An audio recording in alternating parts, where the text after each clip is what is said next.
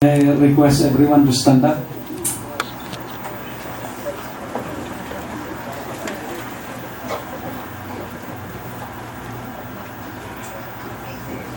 Let us offer a moment of silence to pray that we succeed to comprehend what we will learn today and pray the intercession of the Lord for this endeavor. Let us place ourselves in the presence of the Lord.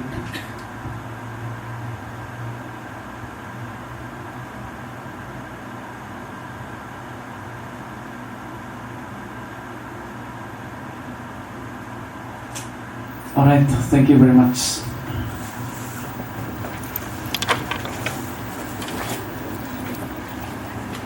All right, before we leave the matter of Article 6, let me just a little bit stress again some of the crimes, the stages of felonies of some specific crimes. A while ago, we already stated homicide and murder. It would depend upon the injury that is inflicted to determine whether there is attempted, frustrated violation. Theft, we said, upon taking of the property, it is already consummated. There is no frustrated violation. People versus Valenzuela. Alright. The accused here took some merchandise from a certain grocery. As he was about to leave the grocery, he was already apprehended. The Supreme Court said this is not an attempted violation because he is already in possession of the property. This is also true in cases of robbery, because in robbery, once the accused had in his possession or even control of the property subject matter of the offense, it is already consummated. For instance, in one case where the robbers told the owner of the property to place the goods inside the duffel bag. There is a duffel bag which was used by the offenders.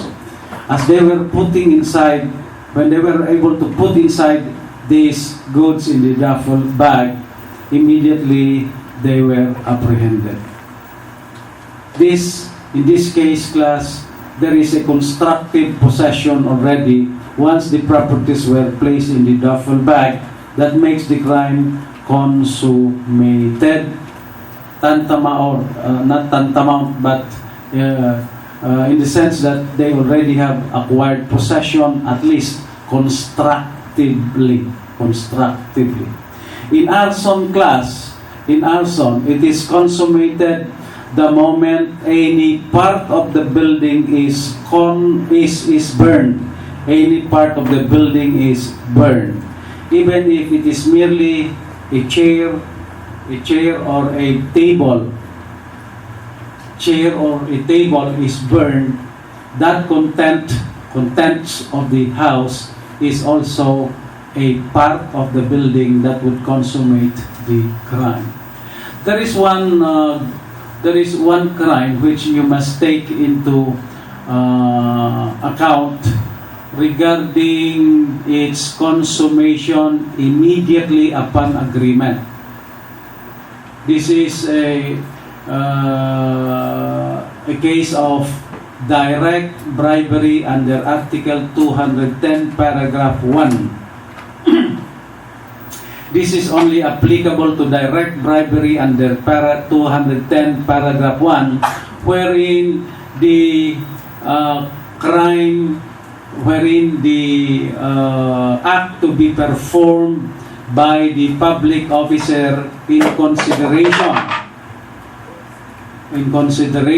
a consideration, the act to be performed for consideration involves the commission of another crime.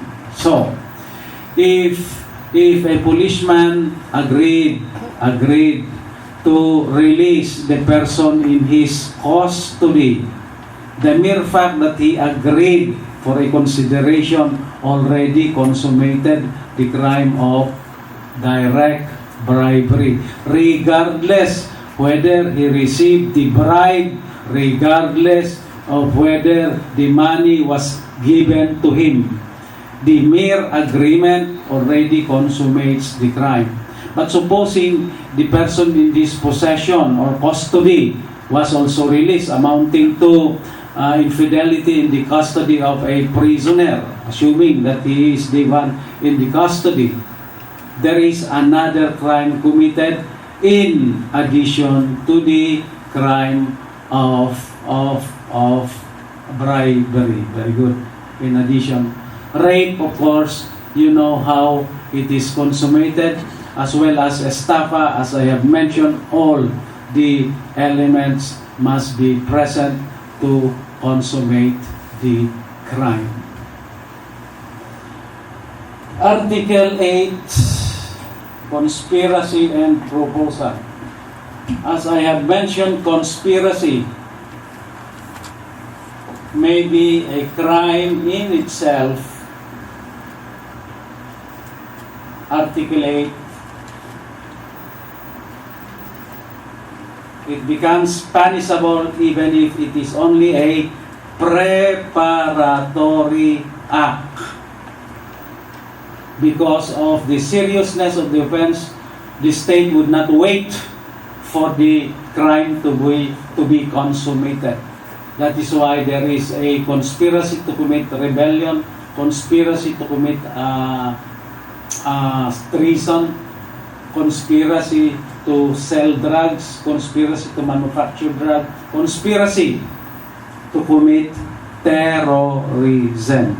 Incidentally, terrorism is also a crime where the court has an extraterritorial jurisdiction. Extraterritorial jurisdiction, even if it is committed outside the country. And then the second form of conspiracy is that as a mode of committing a crime. As a mode of committing a crime class, there must be a criminal resolution or agreement,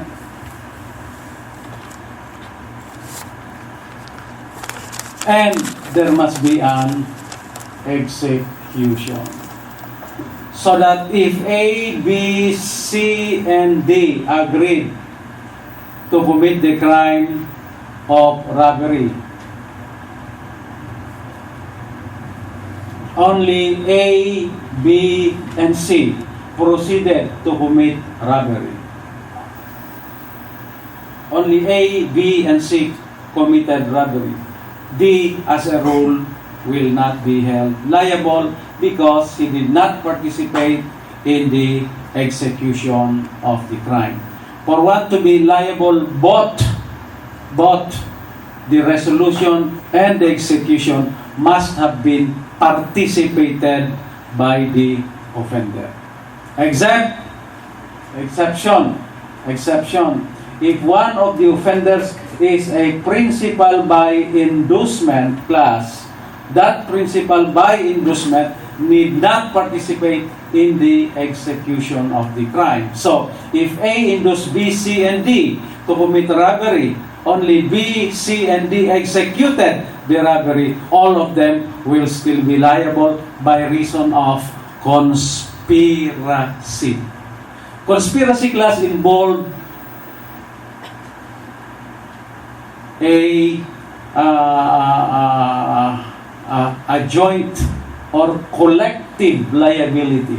What is a collective liability? Alright, the act of one is the act of all. And it is quasi-collective. One, collective. Two, quasi-collective. Three, individual. Alright. Collective, all of them are equally liable. Quasi-collective, not all of them are equally liable, but there is a modification of their liability because of their participation in the commission of the crime. For example, principal, accomplice, and an accessory. They are not collectively liable, but that they are quasi-collectively liable. They have a common participation in the commission of the crime. What is that? What is that common participation? They have a concurrence in the criminal resolution. Quasi-collective. Individual, if there is no agreement, there is no relationship, there is no concurrence with the criminal design, in which case they are all individually liable. Conspiracy may be expressed or may be implied. What is an express conspiracy? Actually, express and implied conspiracy are derived from the manner of proving the existence of conspiracy. How do you prove the existence of conspiracy? First, of course, by direct evidence that two or more individuals agreed to commit a crime and committed the same. However, not all conspiracies are proven by direct evidence. They may be proven by circumstantial evidence. Because of the difficulty of proving the agreement, direct evidence cannot be derived or cannot be, there is no direct evidence that can be produced. In which case, the circumstances attendant to the commission of the crime shall be taken to prove that the offenders acted concertedly or in common objective. And that is what we call as implied conspiracy. Where do we imply? What circumstances would imply the existence of conspiracy? Alright. From their acts before, during, and after. If all of them were present at the commission of the crime, and at the time of the commission of the crime, one of them performed a certain overt act towards the execution of the crime, they may be different acts, but tending to one and common purpose. One of them stabbing the victim, one of them acting as a lookout, one of them hitting the victim with a stone, and later on, after the victim sustained the injury, all of them jointly ran away from the scene of the crime. Alright. From those circumstances, class, we can conclude that they have one objective, which is to kill the victim, in which case, implied conspiracy. There is an implied conspiracy which would make the offenders liable equally or collectively. Note, class, that conspiracy as a mode to commit a crime must be proven by clear and sufficient evidence, just like the crime in itself. Because you are imputing a responsibility upon the offenders. Is the presence of a person in the commission of the crime sufficient to make him liable by reason of conspiracy? As a rule, no. Mere presence in the place of the crime does not make one liable by reason of conspiracy. There must be an overt act that would somehow make him liable in the execution of the crime. So, even if that person is present, ready, or was actually giving moral support to the other conspirators, ready to provide aid and support, that is sufficient to make him liable. But again, there must be a clear and sufficient evidence that he was there present because of an agreement, or that he was ready, willing, and providing moral support to his co-conspirators, so that that person present there will be held liable equally as the other offenders. That will answer whether a person merely present at the commission of the crime is liable. While there is a collective liability wherein the act of one is the act of all, it is not always correct that the consequence of that collectivity will also apply to the conviction and or acquittal of all the offenders. It is possible that some of them will be convicted, but others may be acquitted. All of them may be acquitted, others may not be acquitted. Is the crime also the same for all the offenders? It is also possible that the crime will vary among the offenders, even if they have a collective liability. If there is a circumstance that will vary pursuant to Article 62, Paragraph 3, and Paragraph 4 of your revised penal code. If you'll notice, under Article 62, Paragraph 3, and Paragraph 4, there are personal circumstances or attributes, including the material execution of the crime, that would vary the collective liability of the offenders, even if there is a conspiracy.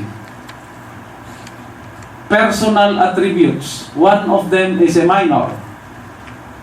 Despite the conspiracy, only the minor will be exempt or mitigated depending upon his participation, depending upon the age of the minor. So with the relationship of the parties, if one of them is the son of, if one of the offenders is the son of the victim, then parricide will be the conviction of that son, but to the conspirators, it would be plain murder or homicide. That personal relationship cannot be attributed to the other conspirators. In one case, the accused is a maid and conspired with some strangers to commit qualified theft. Qualified theft, as you will note, under Article 310, theft committed by a household help is a qualified theft. If that household help conspired with strangers to commit theft, only the household help will be liable, the helper will be liable for qualified theft, but the others will not be held liable, but only for the crime of simple theft, despite the conspiracy. Alright. The agreement of A, B, C, and D is to, the agreement between A, B, C, and D is to kill Mr. X. But in the process, the gunman also killed Mr. Y. So both of them rest in peace. R.I.P. will A, B, C, and D all liable for the killing of both X and Y, considering that the agreement is merely to kill Mr. X? In another case, A, B, C, and D agreed to give Mr. X a lesson.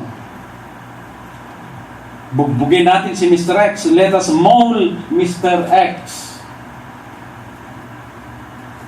In the course of infliction of a physical injury, one of the accused, Mr. D, inflicted a fatal blow that caused the death of Mr. X, R.I.P. Alright. May A, B, C, and D be held liable for the consequential death of Mr. X, whom they intended merely to maul or inflict physical injuries. Alright. In the first case class, where X and Y were killed, apparently, it is not within the agreement to kill Mr. Y.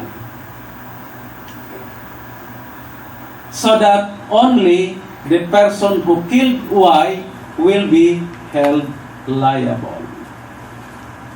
The conspirators will only be liable for the killing of X, who is their intended victim.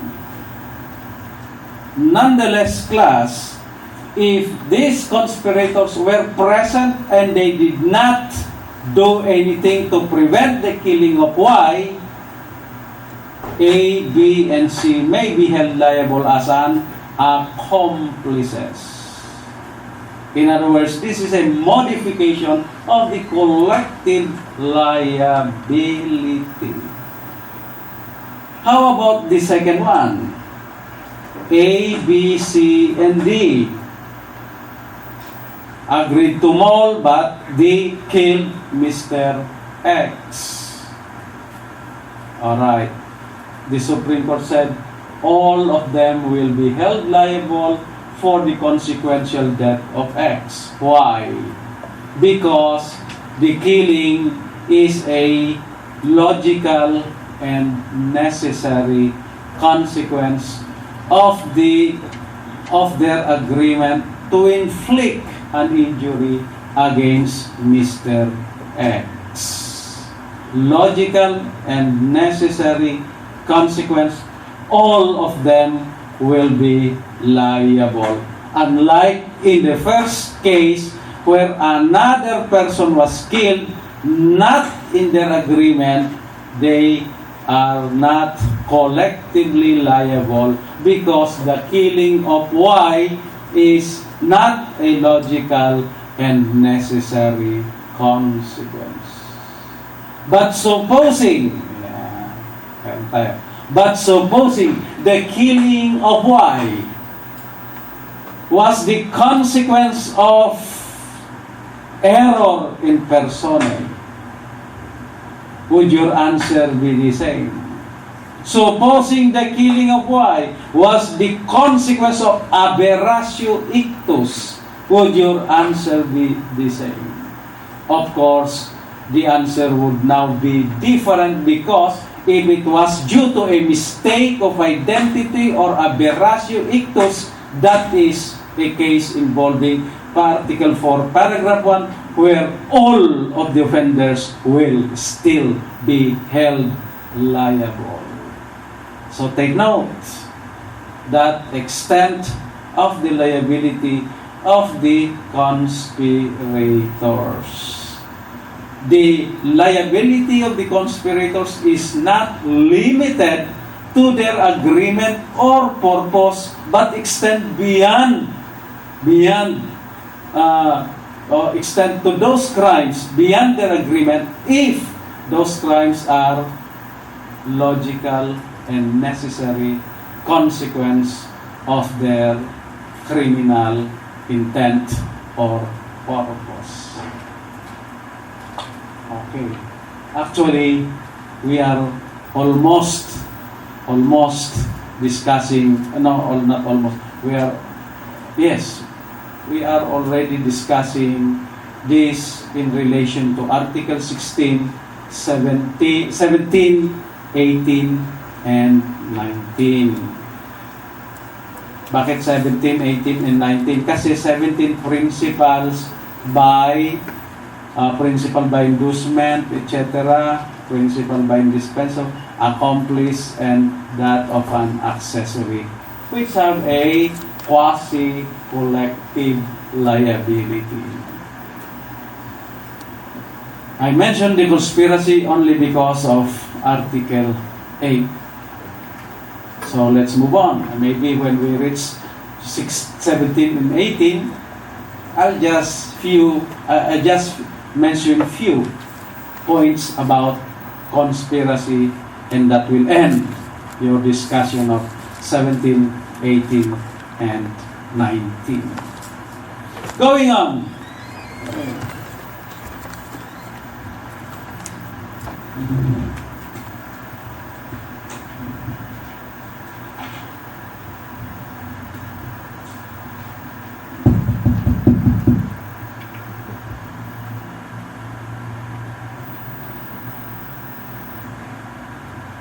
Eleven, 8, 9, 10, 11. This is the most common principle in criminal law that everyone is expecting to be given in the bar. But because of its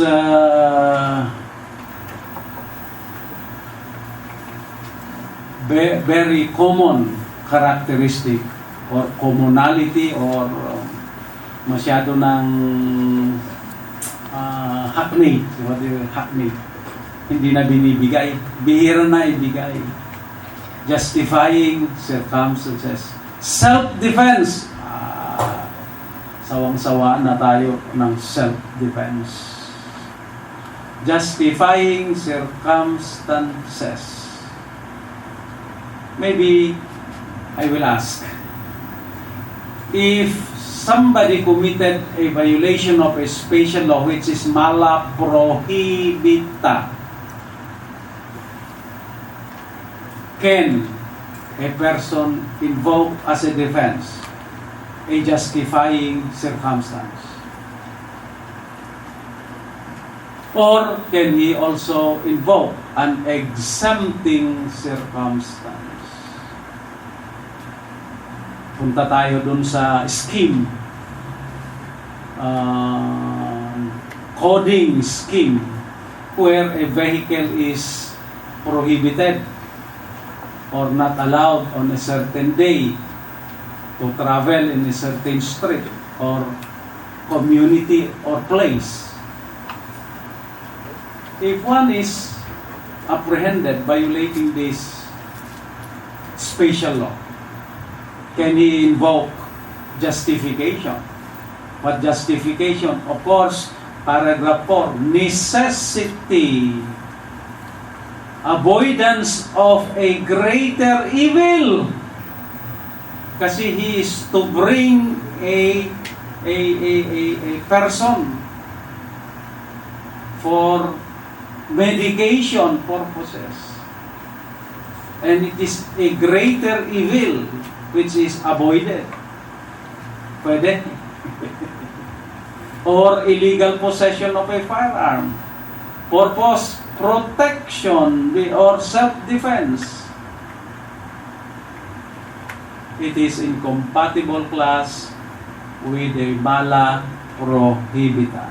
Meaning, it cannot be invoked. Why? Because justifying circumstance, the reason why there is a justifying circumstance is because of the absence of criminal intent. And as we said, in mala prohibita, intent is immaterial. But can the accused invoke an exempting circumstance? The answer is yes. A minor class who acted without discernment, a minor who has no intelligence, an insane person, or an imbecile can invoke it as a defense in violation of a special law. Because, as we said, there is no voluntariness, there is no voluntariness, there is no intelligence or freedom, in which case there is no intent to perpetrate the act. The accused is not liable. Anyway, we go on very fast with self-defense. Pati ako nagsasawa na eh. Alright, unlawful aggression, primordial element or requirement of self-defense. The aggression must be unlawful, because if the aggression is lawful, just like the aggression of a policeman in the performance of his duty, that cannot be the object of self-defense. Even the attack of the deceived husband against the paramour under Article 247. That deceived husband attacking the woman and the paramour, those two erring individuals cannot invoke self-defense in killing the offended husband under 247, because the aggression in that case by the offended husband is lawful in character. An unlawful aggression may either be actual or imminent. Actual, no problem, it is already happening. Imminent, medyo konting problema lang. Imminent. Ano ba yung imminent? When there is attack which is forthcoming. And this forthcoming attack should not be speculative. Speculative. So that if the person is armed going to the house of the victim cannot immediately invoke self-defense because of an imminent attack, because that there is no imminent attack yet, as the person who is to be an assailant is still on his way to the place of the victim. But again, class, note the test of imminent aggression as provided by the Supreme Court in People versus Soneha. Ang sabi ng Supreme Court, we may not view it objectively, but must be viewed from the honest belief of the accused that an attack is forthcoming. Pure common sense and instinct must be employed. There is the element of instinct on the part of the accused invoking self-defense when he believes that his life is in peril. So that when he saw the accused who draw his gun, when the accused saw the assailant draw his gun, that accused need not wait for that gun to be fired, otherwise it may be too late. His belief, honest belief, must be taken into account that his life is in peril to show that there is an imminent aggression. Once the aggression had ceased, there is no more cause to defend oneself. Why? Because this time the accused becomes the aggressor, even if initially he was the subject of aggression. When there is no more aggression and the accused still inflicted an injury, it becomes a case of retaliation. Remember that bar exam question regarding a woman who was sleeping when suddenly a person get inside her room and believing that the person who got inside the room was her husband, allowed that person to have a sexual intercourse with her. But after the sexual intercourse, the woman realized that man who went on top of her was a better performer. She realized it was not her husband. So he got hold of a weapon and killed the person who was about to leave the premises. Of course, the issue that the examiner would like to elicit from those facts is that there is no more unlawful aggression when the victim woman or accused woman killed the assailant. It was her fault. Why she did not kill the man on top of her during the sexual aggression, you see? Ang daming nawaan. As several of my students, maraming hindi nakakuha yung issue na yun. Marami. But that is the only specific issue that the examiner wanted to elicit. So that if there is no more unlawful aggression, even an incomplete self-defense cannot be invoked. Because even in incomplete self-defense, it is necessary that there must be an unlawful aggression.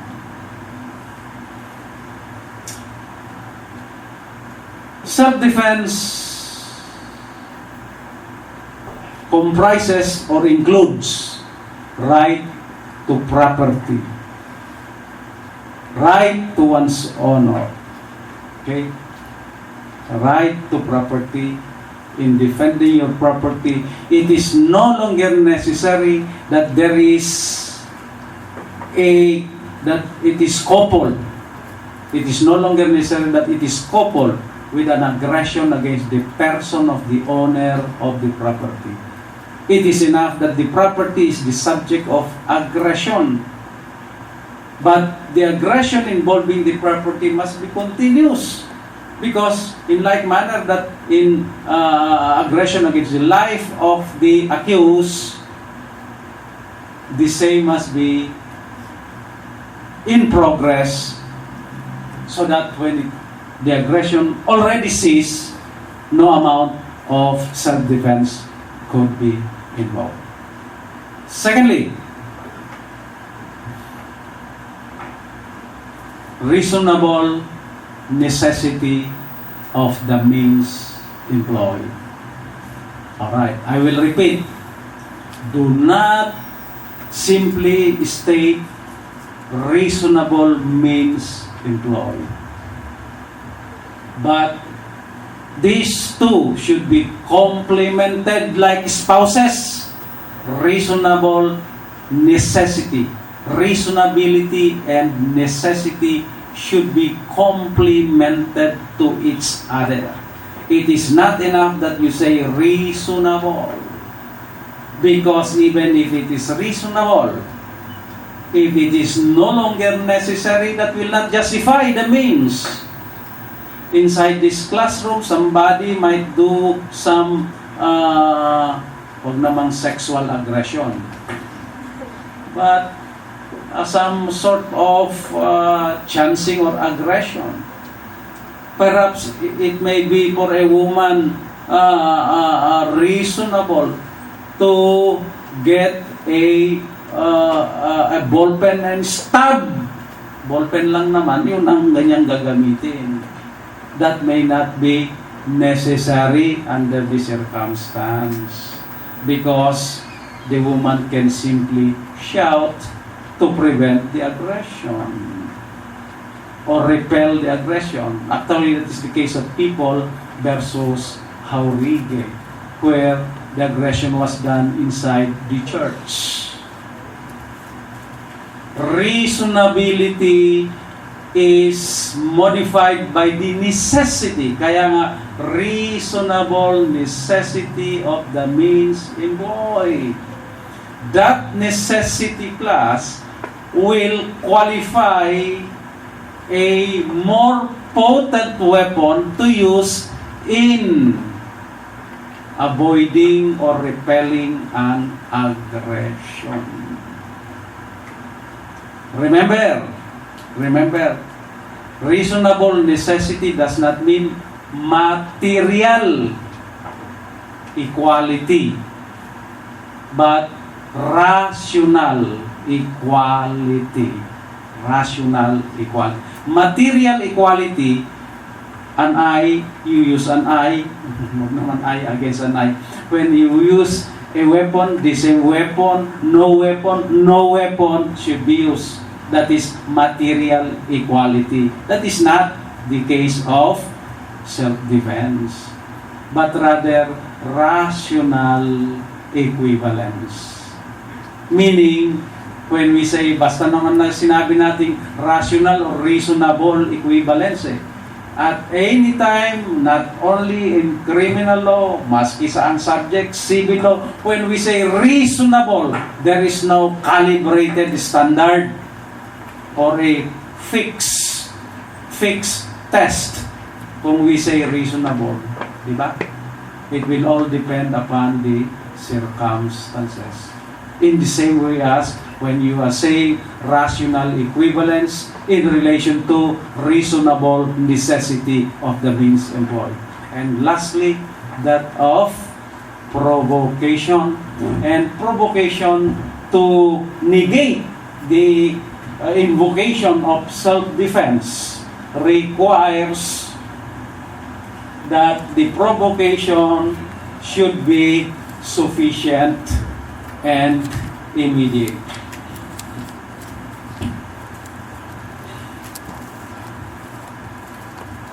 That sufficient provocation.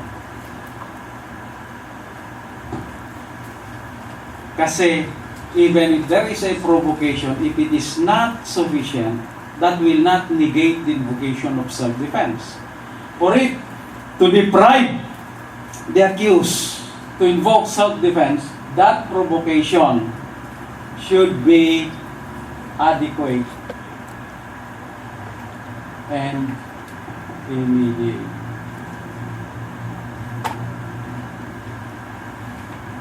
When we say adequacy, it must suffice to cause the person to react. Suffice for the person provoked to do an aggression. And that aggression done by the person provoked should be proportionate. Ano ibig sabihin yung proportionate na yan? Even if there is a provocation, but the reaction of the person provoked is more than what is necessary, that person who caused the provocation may still invoke self-defense. For instance, uttering bad words is provocative. Abay, kung minura mo ko, tarantado ka putang mo. See? That is provocative for the other person, at least to injure the person who provoked the assailant.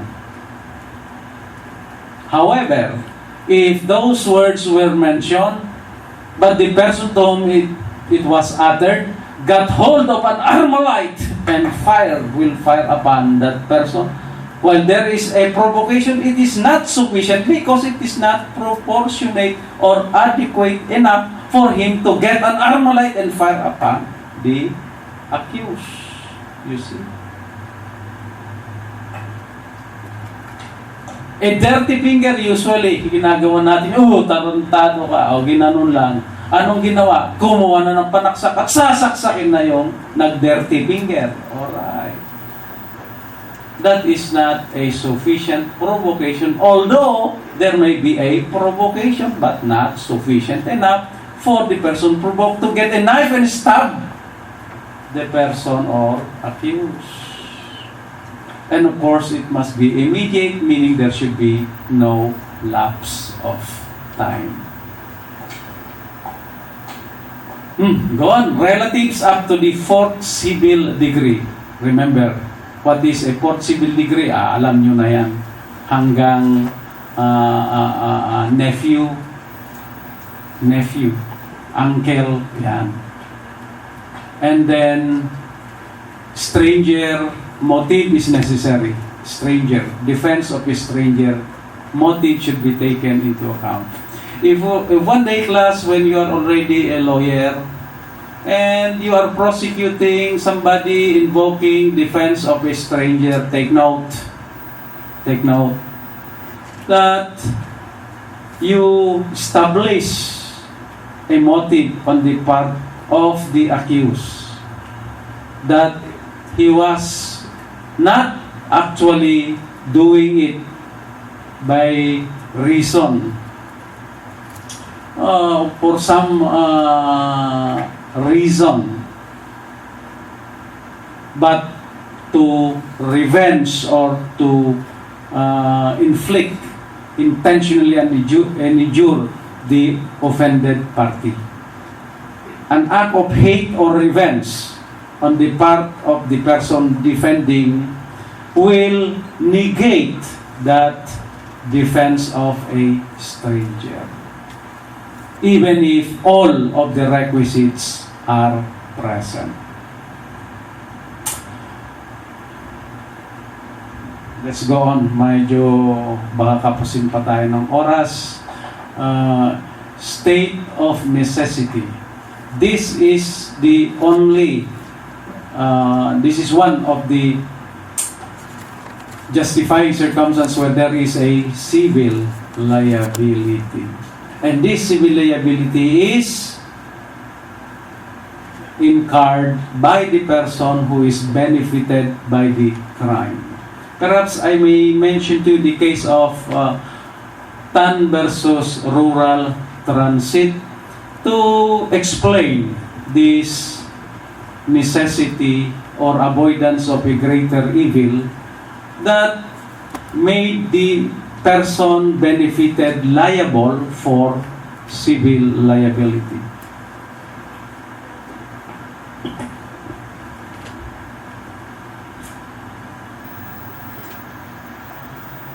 Rural Transit has a station. They have their own gas station.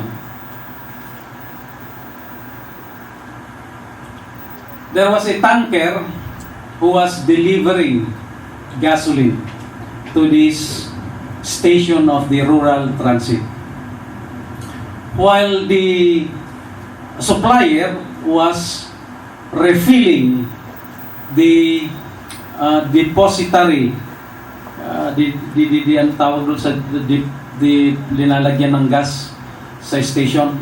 While refilling the station with gasoline, somebody threw a cigarette from the rear portion of the tanker, and it caught fire from the rear portion of the tanker.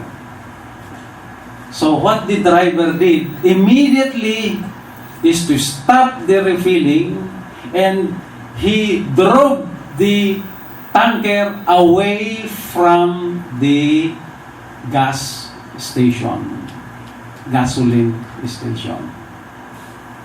And fearing that the tanker will explode, the driver immediately jumped off from the moving tanker. And this moving tanker hit the house of Miss Tan, yung owner ng bahay, and it exploded that destroyed a portion of the house of Miss Tan. Miss Tan charged the driver. Crime. What is the crime? Arson. Destruction with the use of fire or explosive is arson. Yan ang chinarge dun sa driver. And the driver invoked avoidance of a greater evil. If he did not move the vehicle away from the gasoline station, it would have been a catastrophe, causing an explosion of a bigger destruction. And true enough, the Supreme Court sustained the defense of avoidance of a greater evil. He was acquitted.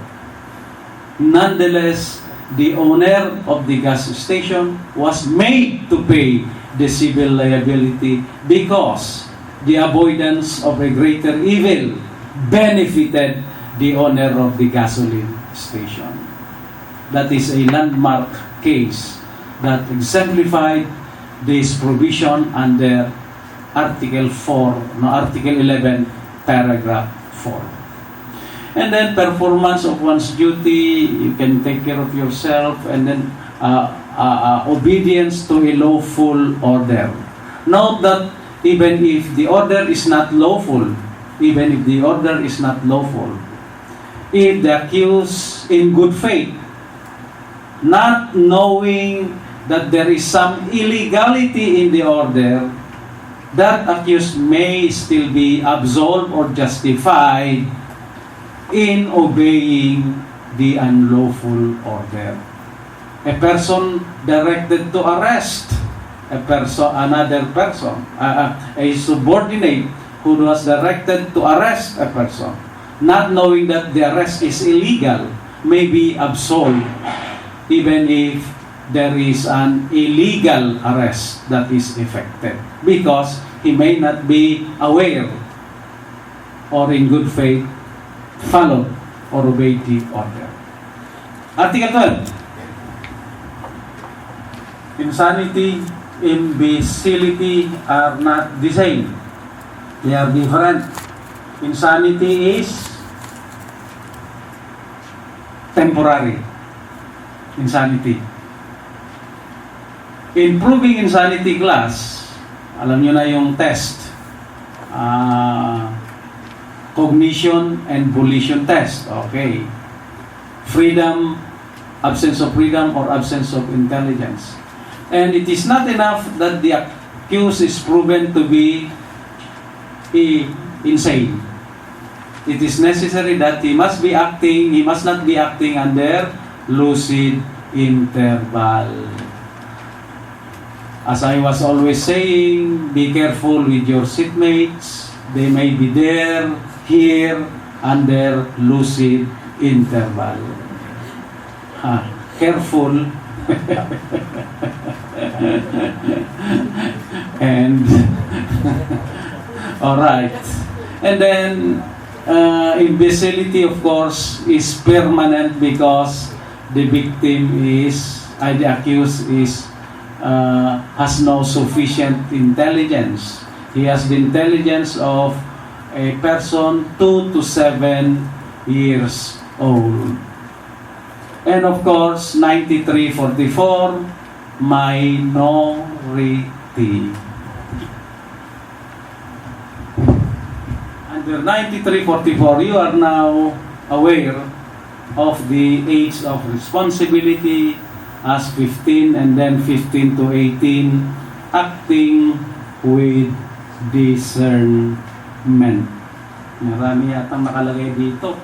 I saw Juvenile Delinquency and Welfare Act. bahala na kayo sa definition of a child. Now, there is no such thing as juvenile delinquent, but they are now termed or called as, very good, children in conflict with the law.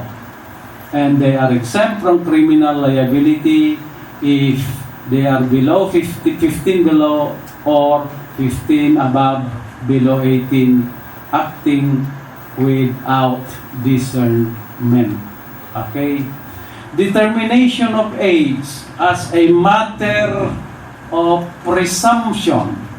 If the offender invokes that he is a minor, it is incumbent upon the prosecution, the offended party, to prove that the accused is not a minor.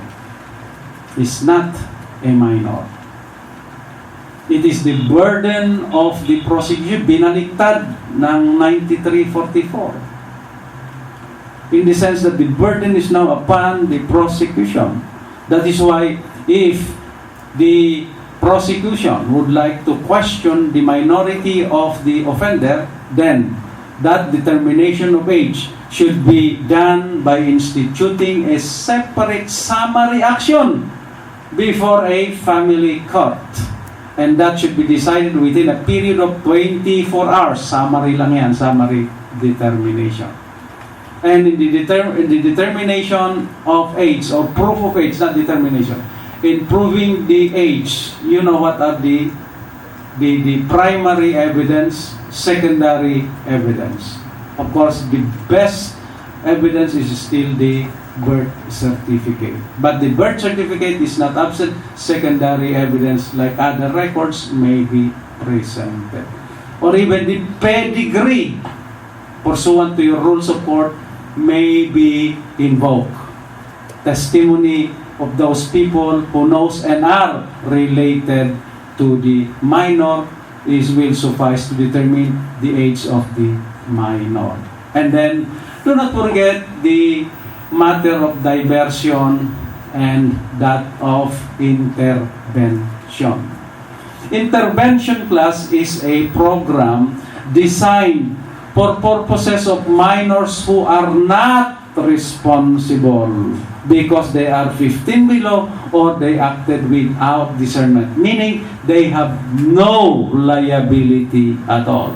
But once they have a liability, they acted with discernment, then the proper treatment as provided under 9344 is diversion. Diversion meaning they would divert to a procedure other than court proceedings. But this diversion has a limitation. Hindi pwedeng lahat. Hindi pwedeng lahat. 6 years below should be the prescribed penalty for one to be entitled to a proceeding of diversion. Above 6 but 12, the court approval is necessary. If diversion succeeded, the minor will have no more criminal liability but only civil liability. But diversion should not go beyond 2 years. Should not go beyond 2 years. But supposing, class, diversion is not available. If diversion is not available or is not qualified or that program will not fit to rehabilitate the minor, what will happen? Proceed with court proceeding or trial. Ordinary trial. Presentation of evidence, blah, blah, blah, blah, blah. And if the minor is found to have acted without discernment, he may still be acquitted. But if the minor is found to have acted with discernment, what will happen? Suspension of sentence. Class, suspension is automatic as long as the minor is qualified for suspension of sentence. It is automatic. It does not matter what crime is committed whether it is a capital offense or not. People versus Declarador, prior to 9344, the Supreme Court said the minor is not entitled to a suspension of sentence if he committed a crime, the penalty of which is reclusion perpetua or life imprisonment. In People versus Jacinto, Mantalaba cases, the Supreme Court now declared, regardless of the nature of the crime committed, the minor is entitled to a suspension of sentence, during which the minor is placed in a rehabilitation institution until such time that he reaches the majority and return to the court for the promulgation of the suspended sentence. If he is found to have rehabilitated, then he will be discharged. Otherwise, if he remained to be incorrigible, then that sentence which was suspended will now be pronounced. And if that is pronounced class, he will now be required to serve his sentence, but he can still apply for probation if the minor is qualified. Now, the innovation brought about by 9344. First, the innovations.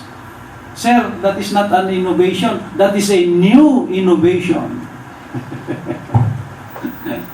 New innovation. Mali. That is a new provision or better innovations. Okay. One, before, the minor must be below 18 at the time the crime was committed, and below 18 also at the time there is a promulgation of judgment. Ngayon, hindi na. Even if the minor is already above 18 at the time of the promulgation, he may still avail of the suspension of sentence. Sir, does it mean that he is already 30 years old? Pwede bang suspension of sentence? No more. Eh bakit? Sinabi ng 9344, even if he is already above 18. That should be taken in relation to PD 603 when the minor is to be returned. Kailan siya re-return sa court? When he reaches the age of 21. And therefore, the maximum age in which the minor may be placed on a suspended sentence should be before he reaches the age of 21. Kasi kung 21 na, there's no point placing the minor in a rehabilitative institution. All the people in that institution are minors, and you will put an adult. Aba, wala nang gagawin ng adult na yan doon, kundi manggulo sa mga minor de edad. Alright. So, suspension is no longer available. And second, innovation. Alright. Probation. Even the penalty of the minor is disregarded.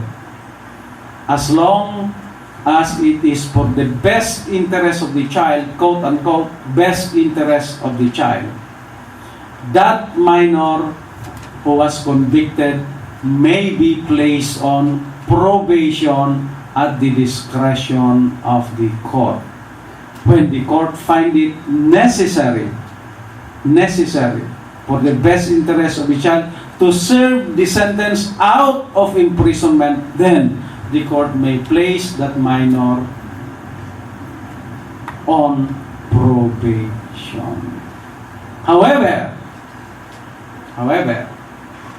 relating to Section 98 of 9165, where probation is prohibited when the accused committed drug trafficking or drug selling. They are not qualified for probation. In other words, even if they are minors, if they committed drug selling or drug trafficking, even if it is for their best interest, the court has no discretion and is not allowed to place the minor on probation. Maliwanag? Okay. Okay.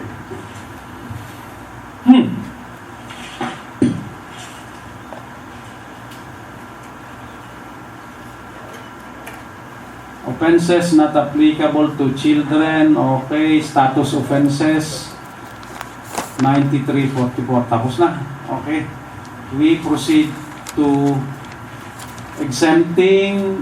Ano pang exempting?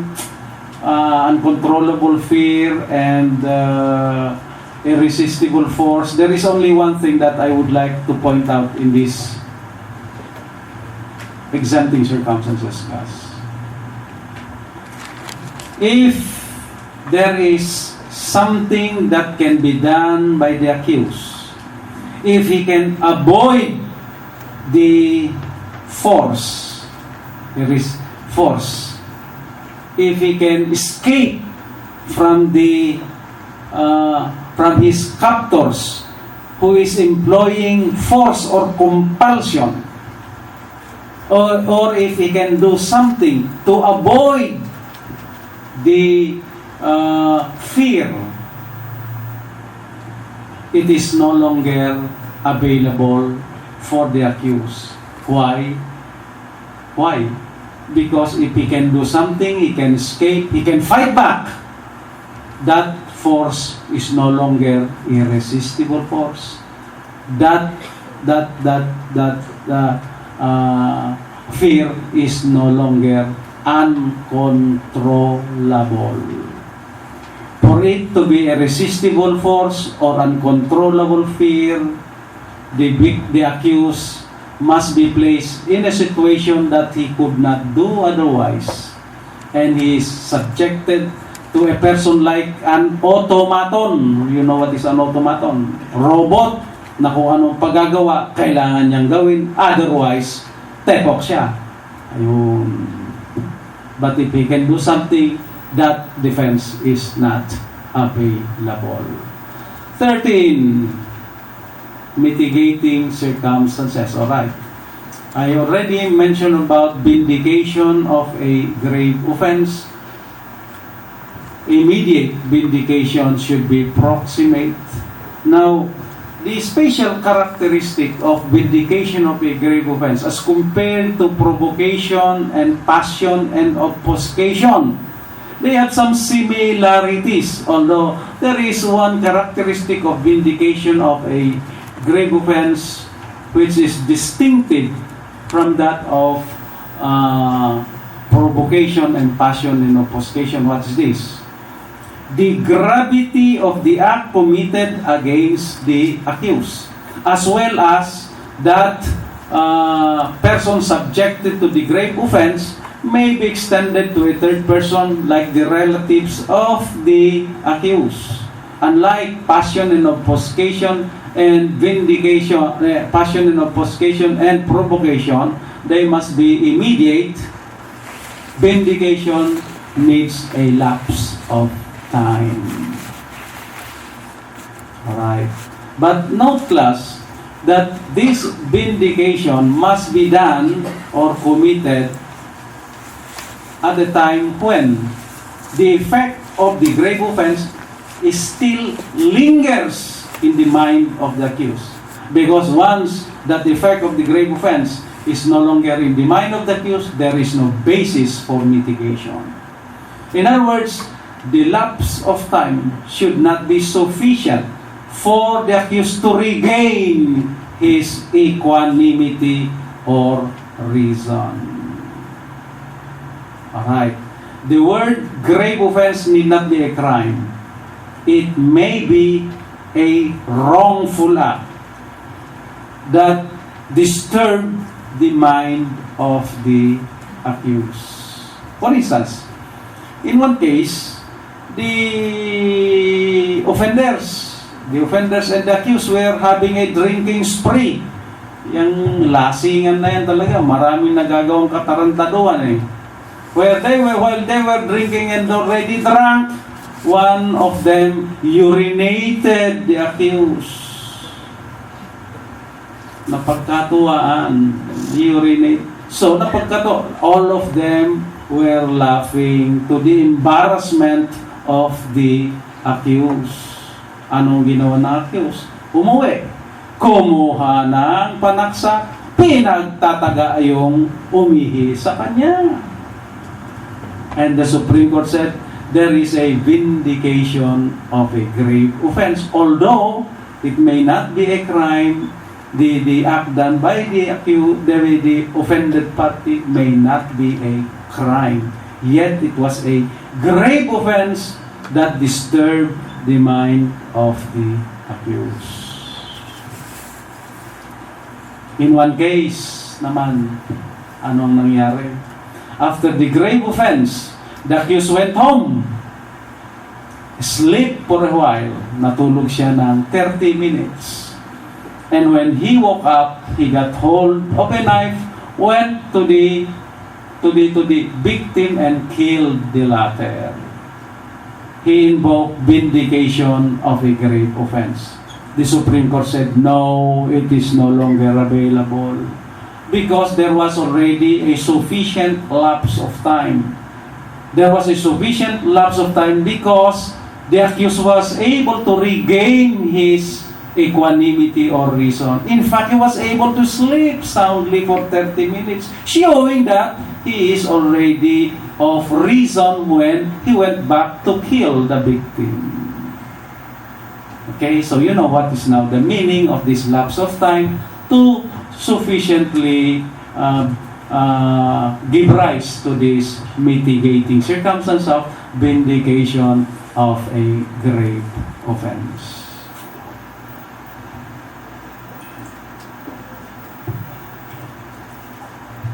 Voluntary surrender, all right. When is surrender voluntary? Dalawa lang yan. Spontaneous. Purpose. Dalawa. Acknowledgement of guilt or save expense of the government. Once these two requisites are present, there is voluntary surrender. Of course, when we say spontaneous, it does not mean immediate. That word immediate is relative, dependent upon the circumstances. Because in one case, the accused, after hiding for a while, because he was afraid of the retaliation by the relatives of the offended party, he went into hiding for a while and then surrendered later on. That is still spontaneous. As a rule, while there is no warrant of arrest or has not yet been served, there may be a spontaneous surrender amounting to a voluntary surrender. Of course, if he was purposely in hiding to avoid the warrant of arrest or to avoid the long arms of the law, then that is not spontaneous anymore. 1 year may be justified if the accused is not or has no knowledge that there is a warrant of arrest that was issued against him. And upon learning that there is a warrant of arrest, he immediately surrendered, that is still covered by spontaneity. Because immediately learning that there is a warrant of arrest, he surrendered. And of course, the purpose of surrender must be to acknowledge his guilt or to save the government from its expense in effecting the warrant of arrest. If his purpose is simply to report the crime, hindi pwede. Kailangan acknowledge mo yung guilt mo. If his purpose is merely to surrender the ammunitions or the weapons that were used, that is not within the purpose contemplated by the law for purposes of voluntary surrender. And finally, to a person in authority or his agent. The person to whom the voluntary surrender must be done, person in authority or his agent. Pwede ba kay professor? Pwede kay professor o kay attorney? Attorney, sa inyo na lang ako magbo-voluntary surrender. Kasi when I was in the first year, I learned that under Article 152, lawyers are also persons in authority. O baka pwede kay teacher na lang doon sa professor ko because under 152 rin. Sabi ng professor ko, tandang-tanda ko yan. They are also a person in authority. Correct? Mali. Because under 152, professors, teachers, and lawyers are only constituted as person in authority for purposes of direct assault and resistance under 148 direct assault and Article 151 of the revised penal code. For all other purposes, they are not considered as person in authority. Even if in the contempt against an authority to constitute as an aggravating circumstance, the teacher in front the accused committed the crime in the presence of the professor. No, that is not contempt against the public authority. Because the teacher is not a person in authority for purposes of the aggravating circumstances. And then we have this matter of plea of guilty. Plea of guilty is not mitigating when it is conditional. Like a plea bargain. I will plea bargain, meaning to a lesser offense. It is no longer mitigating. Merong mayabang, may mayabang. Kasi when there is a plea bargaining, after the agreement that the accused will plead guilty to a lesser offense like from murder to homicide, the court will usually ask the prosecution, Mr. Prosecutor, the accused will plead guilty to the crime of homicide, lesser offense. And there is now a consent coming from the offended party.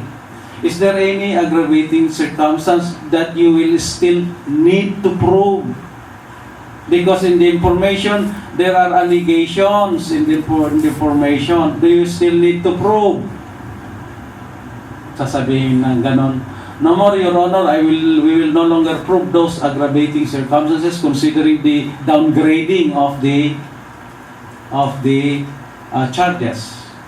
So sabi naman ni Judge, Counsel, do you also have a mitigating circumstance to invoke so as to lessen the penalty of the accused? Tumayo si counsel, Your Honor, we will prove or we want that the plea of guilty should be appreciated to lessen the penalty to its minimum period. Patay. When there is a plea bargaining, plea of guilty is no longer mitigating. Yan ang problema sa mga abogado eh. Sa galing nilang magsalita, because of their talking too much, they reveal their mistakes. They reveal their mistakes. Unlike the doctors, they bury their mistakes. That is the difference between a lawyer and a doctor, you see. They bury their mistakes. Kayo madadaldal, ayan, in front of the court. You're telling your ignorance of the law. Alright. However, class, if in the plea bargaining, there is an amendment of the information. Remember this. There is an amendment of the information. And the accused pleaded guilty to a new offense, which is now homicide. Plea of guilty may now be appreciated. Why? Because this is now a new information charging him for a new offense and not a downgrading as a result of a plea bargaining. Kaya kung kayo ay prosecutor later on, do not be deceived to amend the complaint or information. Otherwise, maisahan kayo ng counsel, plea of guilty will be mitigating. Hindi na diretso na yon.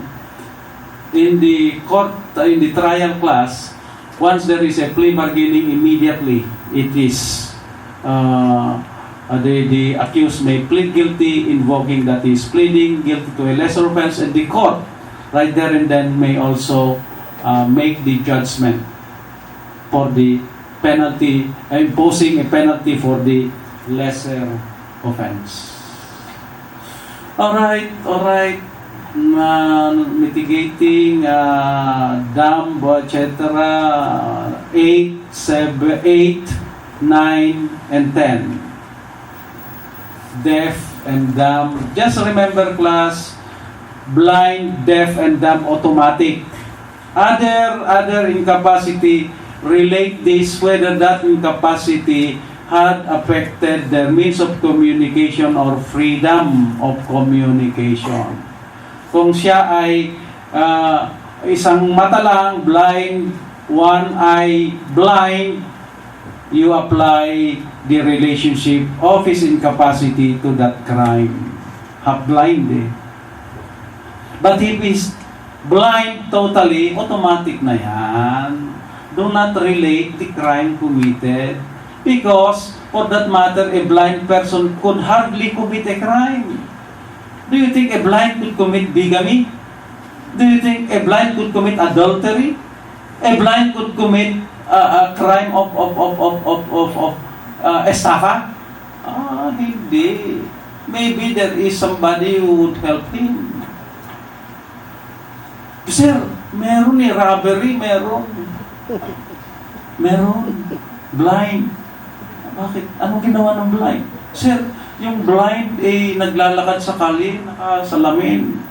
When somebody pass by, yung kanyang cane tinutok sa likod ng tao.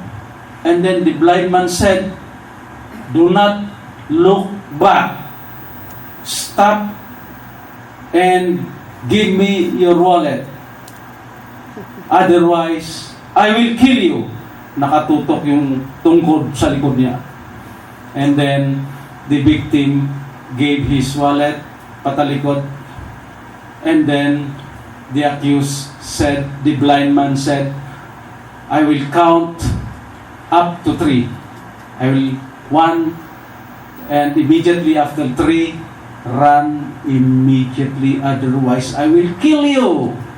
1, 2, 3. Immediately the victim ran as fast as he could. And then the blind man walked slowly away from the place of the crime. Robbery was committed by the blind man alone.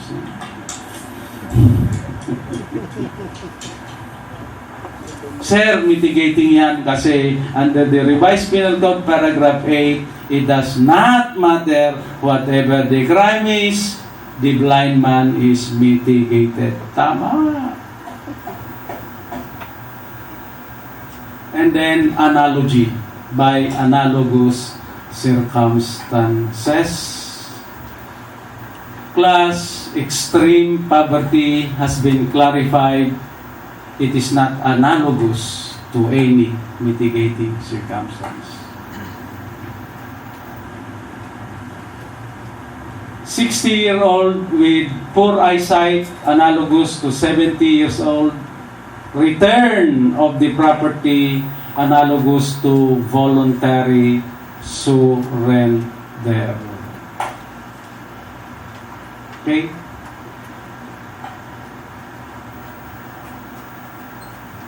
While there is analogous circumstance in mitigating circumstance class, there is no such thing as analogous when it comes to aggravating circumstances.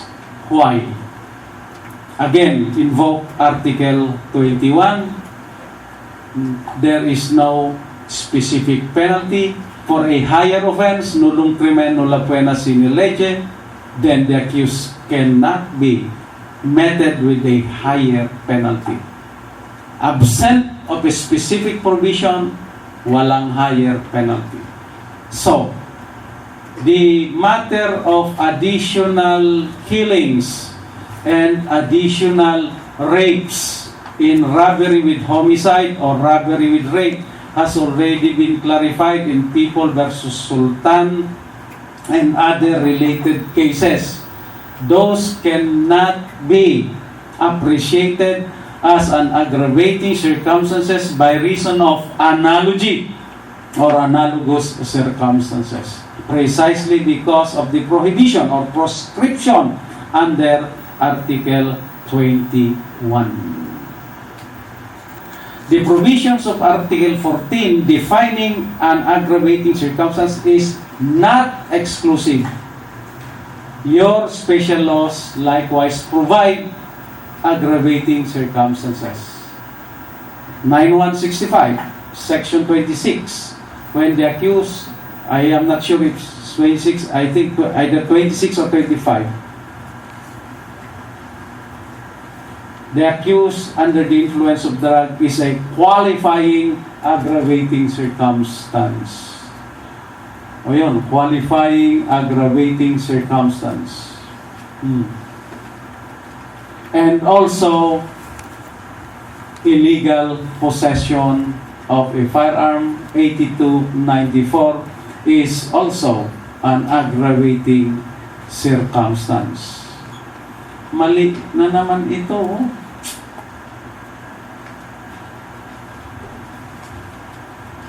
If you look at page 2, letter D, aggravating circumstances, generic and then qualifying aggravating circumstance.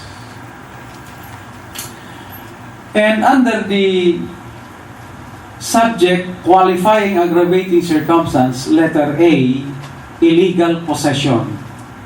And letter B, Comprehensive Dangerous Drugs Act of 2002, 9165. Alright.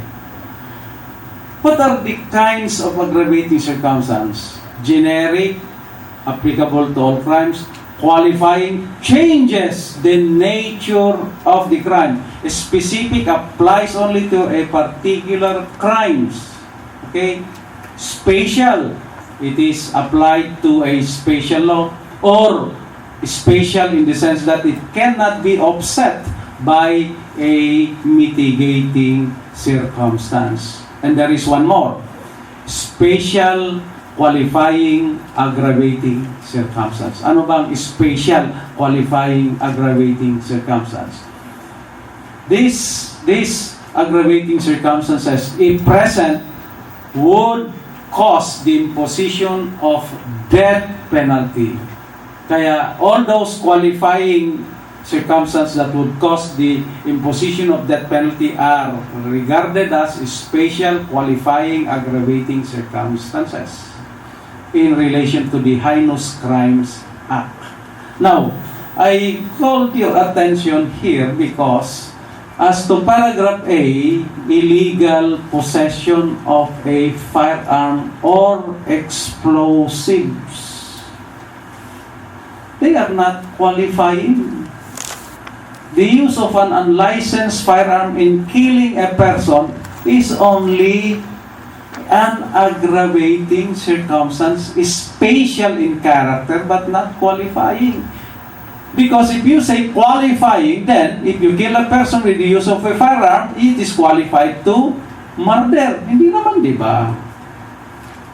Unless there are use of explosives, pwede pa yun. But here, it is not use of explosive, but illegal possession ang subject matter dito.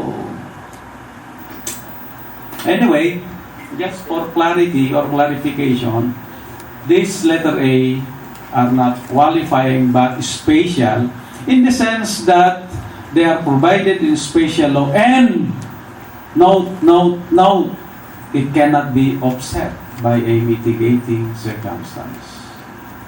It cannot be offset by a mitigating circumstance. On the other hand, regarding the Dangerous Drugs Act, have you seen Section 26? It mentioned that it is a qualifying, aggravating circumstance. Qualifying, aggravating circumstance.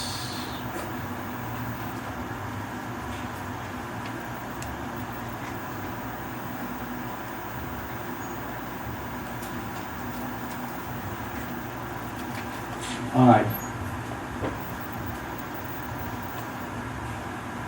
There is no decision of the Supreme Court yet where this matter of under the influence of drug would qualify a crime of homicide into murder.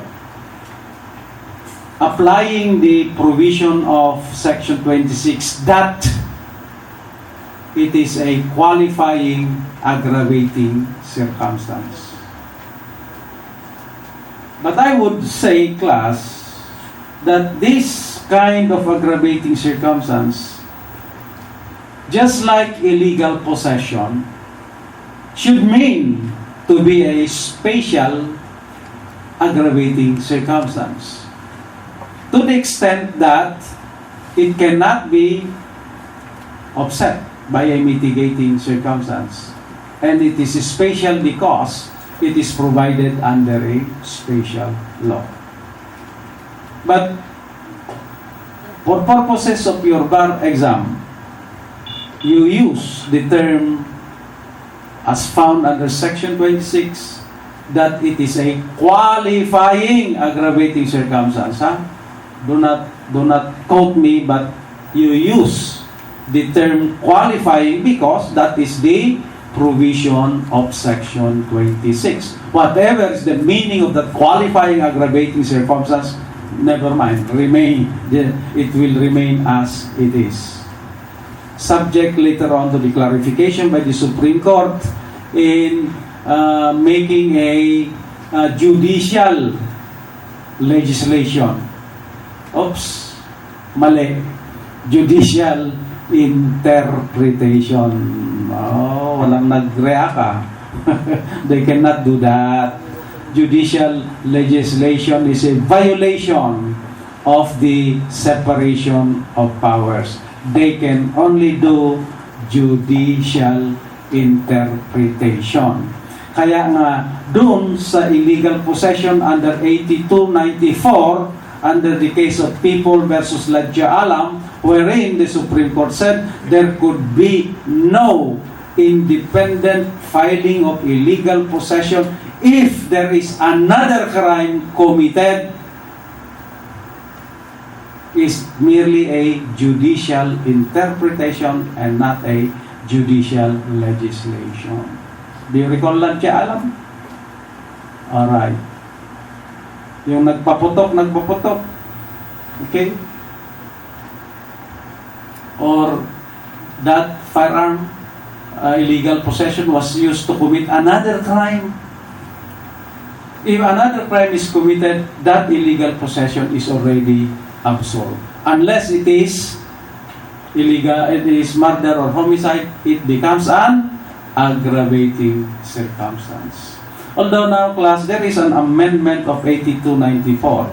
There is an amendment. But it is not covered under your bar syllabus. because your syllabus merely provides that the substantive law and cases should be until all Supreme Court decisions until January 31, 2013, and laws, overage of the law should be also 20, these things, blah, blah, blah, blah, blah. So January 2013. Because there is a new law just enacted May 2013, which is no longer included in your syllabus, amending 8294.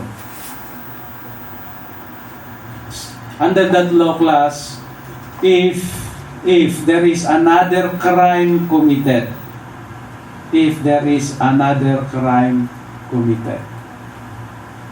and the penalty is lesser or the same, there may be a penalty separately imposed for illegal possession. But if the penalty of the other crime is higher, that is the only time that there will be an absorption. Yun ang modification. Pero not included. I forgot the Republic Act number, but the next meeting I will mention the Republic Act. For your information, FYI. Not necessarily for the bar exam. Kaya lang, baka may mapagtripan kayo ng ng examiner at ibigay niya yung question na yan, at least you are safe. You are safe. Alright, let us take a break, and then when we come in, we will start with the provisions of Article 14, aggravating circumstances. Just to let you know, we are on time. We are on time in our discussion or lecture.